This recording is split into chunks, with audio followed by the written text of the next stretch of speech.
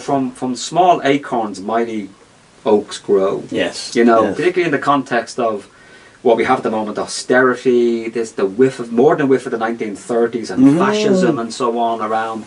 We should be cleaving and holding on to any positive signs that we see. Yes. And particularly when it goes beyond mere sloganeering.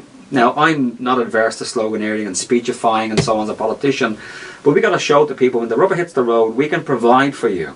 Yep. Workers' cooperatives stand as an example that you can live and make and work and have a decent way of life that delivers for you and your family, without it meaning that you're going to destroy the planet or exploit other people. But the thing is about workers' cooperatives is they will never grow to the extent of large corporations, or you won't have that degrees of wealth.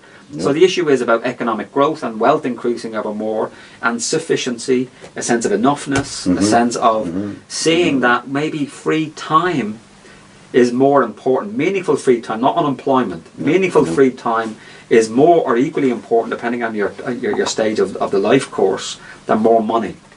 And this even, we know there's some standard economics. You keep paying people more wages, they will work more, going to make more. There's a point beyond which they say, you know what, I want to have that weekend at my family. I don't care how much more you pay me. Yeah. And in standard economics, it's called the backward bending supply of labour curve. So you increase wages, and the people will increase the labour they give, and then there's a point to say, nah.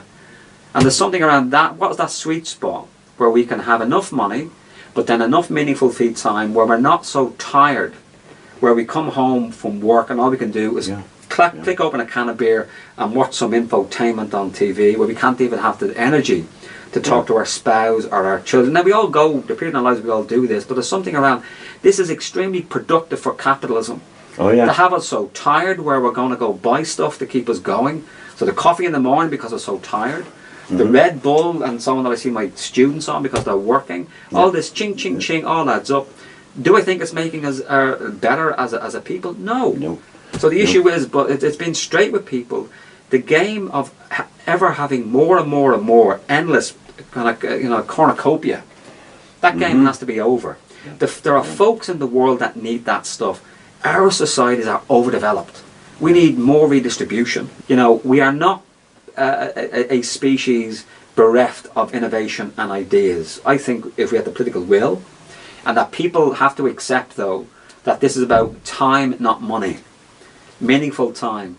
Not unemployment, that they can spend time with their family or on spiritual pursuits or education or whatever, or even, God forbid, our democracy. Where do we get the time to spend on our democracy beyond voting every couple of years or shouting at the television of an evening? And I do think that the work involved in democracy, is that not recognised as real work?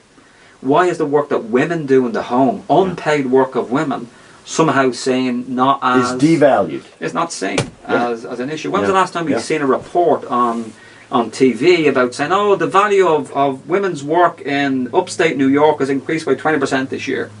Never. We never hear it. And yet that's what keeps our societies going, that unpaid work of women, the sweat equity and the voluntary activity of people in our communities.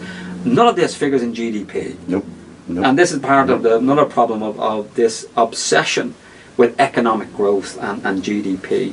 We have now passed a point where it's a net disbenefit to our societies. We start playing a different game, up with a new measure.